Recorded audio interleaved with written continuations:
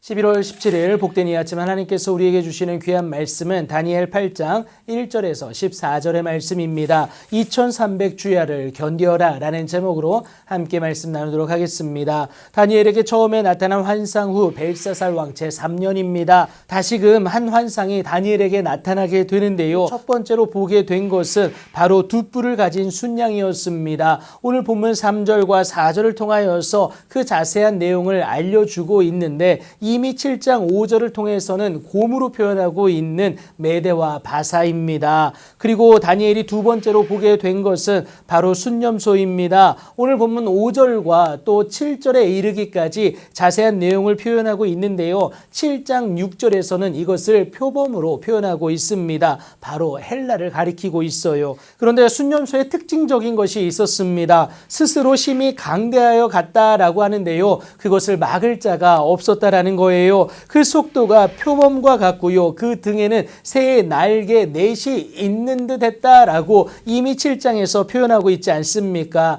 그런데 갑자기 순념소의 그 큰 뿔이 꺾이고요. 그 대신에 현저한 뿔 넷이 하늘 사방을 향하여 뻗어 나갔다라는 겁니다. 여러분, 이것은요, 알렉산더가 바벨론에서 열병으로 갑작스럽게 사망한 사실을 가리키고 있다라는 것을 우리가 알 수가 있고요. 이 뿔 넷은 알렉산더 사후에 일어난 네 왕조를 가리키고 있습니다. 그런데 이상한 모습이 다시금 목격이 됩니다. 그렇게 뻗어난 네 뿔 중 한 뿔에서 또 작은 뿔 하나가 나서 남쪽과 동쪽과 또 영원로운 땅을 향하여서 심히 커지고 있다라는 것 아니겠습니까? 학자들의 대부분은 이 작은 뿔을 가리켜서 시리아의 통치자 안티오쿠스 에피파네스 4세라고 말을 하고 있습니다. 그리고 그것이 하늘 군대에 미칠 만큼 커져서 그 군대와 별들 중에 며칠 땅에 떨어뜨리고 그것을 짓밟았다라고 표현하고 있습니다. 또 스스로 높아져서 군대의 주제를 대적했을 뿐만이 아니라 그에게 매일 드리는 제사를 없애버렸다. 그의 성소를 헐어버렸다라고 얘기합니다.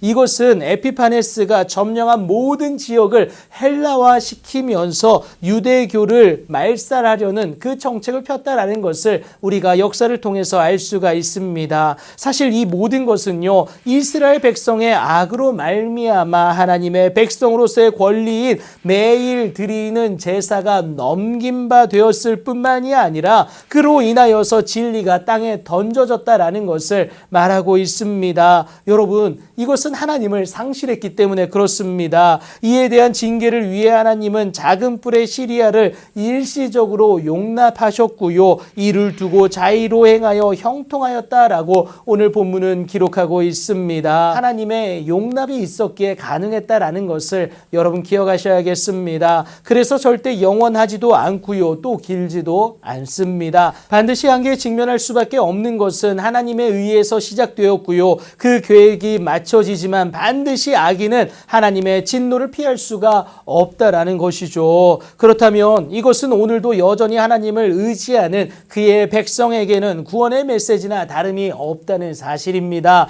다니엘이 환상 중에 그것을 듣게 됩니다. 한 거룩한 이가 말하더니 다른 거룩한 이가 그 말하는 이에게 묻는 상황을 통해서 다니엘이 이것을 캐치하게 된다라는 거예요. 매일 드리는 제사와 망하게 하는 죄악에 대한 일과 성수와 백성이 내준바되며 짓밟힐 일이 어느 때까지 이를꼬 이 질문이 있을 때에 다른 거룩한 이가 정확하게 대답을 하게 됩니다. 2300주야까지니 그때의 성소가 정결하게 된다라는 거예요. 여러분, 하나님의 정한 때입니다. 구원의 은혜가 임하는 때다라는 거예요. 하나님의 백성이 악한 세상 권세에게 박해를 받는 그 시간이 맞춰지는 때가 반드시 있다라는 것이죠. 그 기간이 맞춰지기만 하면 하나님의 회복해 하시는 은혜는 반드시 목도되어진다라는 겁니다. 하지만 그때가 언제인지를 모릅니다. 그렇다면 어떻게 해야 될까요?